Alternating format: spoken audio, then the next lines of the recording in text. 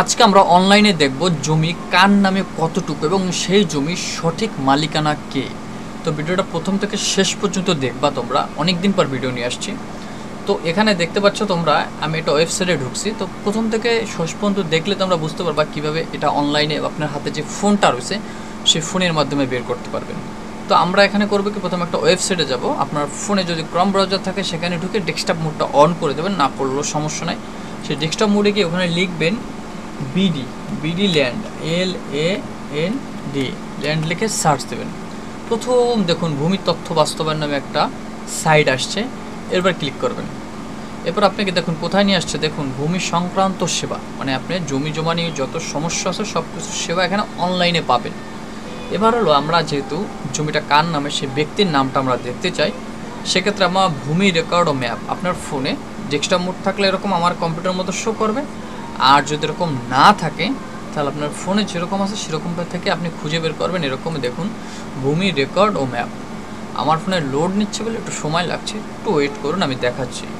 চলে আসছি, এরকম আসবে। আসার পরে আমাদের কাজ হলো এখানে বিভাগ আসছে, আমরা এখান থেকে দেখব। ডেস্কটপ মুভ করে নিলে এরকম আসবে, আর ফোনে থাকলেও এরকমই আসবে, কিন্তু লম্বাভাবে আসবে। যাক, আমরা এখানে বিভাগটা সিলেক্ট করব। যে কটা বিভাগ আছে আপনি যে বিভাগে আসেন সেই বিভাগ থেকে সিলেক্ট করবেন।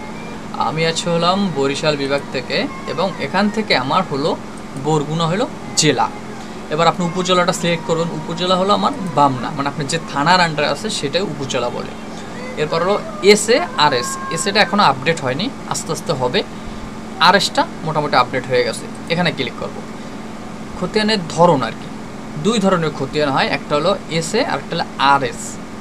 সো এরপর আমরা মৌজা নম্বর, আমাদের মৌজা নম্বর হলো আপনি যদি চান আপনার নাম, মানে যেখানে আপনি গ্রাম বলেন সেটাকে মৌজা নম্বর বলে, সেই গ্রামের নামটা দেবেন উপরে। যদি না পারেন এখানে সার্চ করবেন, দেখতে পারবেন আপনার গ্রামের নামটা লেখা আছে। আমার গ্রামের নাম হলো বুকাবুনিয়া।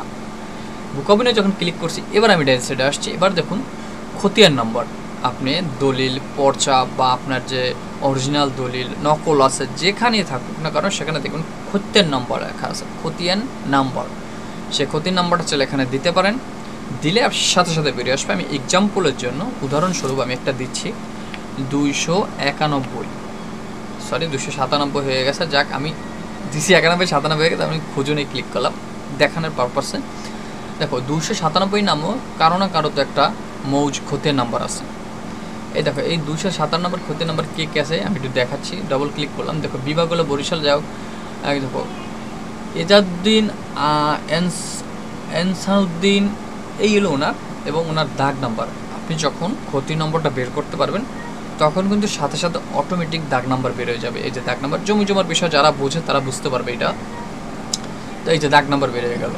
এবং সংশোধন প্রয়োজন, আপনি যদি চান যেটা আমি সংশোধন করব, এখন অনেকে বলতে পারেন সংশোধন কি, এটা নিয়ে পরে ভিডিও আসবে। তোমরা এতটুকু জেনে রাখো যে খতিয়ান নম্বর থেকে কার নামে কোন জনার দলিল বা কে মালিক সেটা শনাক্ত করা যায়। এই ছিল ভিডিও, আমরা আবার নেক্সট অন্যটা ভিডিও নিয়ে আসবো জমি জমার ক্ষেত্রে যতটুকু পারি। এখানে কোনো ফেক কোনো মানে ডুপ্লিকেটের সিন নেই। তো তোমরা হয়তো ভলিউম জানি না কীরকম শোনা যাচ্ছে, ভালো লাগলে অবশ্যই চ্যানেলটি সাবস্ক্রাইব করবো। আমরা এরকম হেল্পফুল ভিডিও দেওয়ার চেষ্টা করব। ভালো থাকো সবাই, আর চ্যানেলটি সাবস্ক্রাইব করে দাও।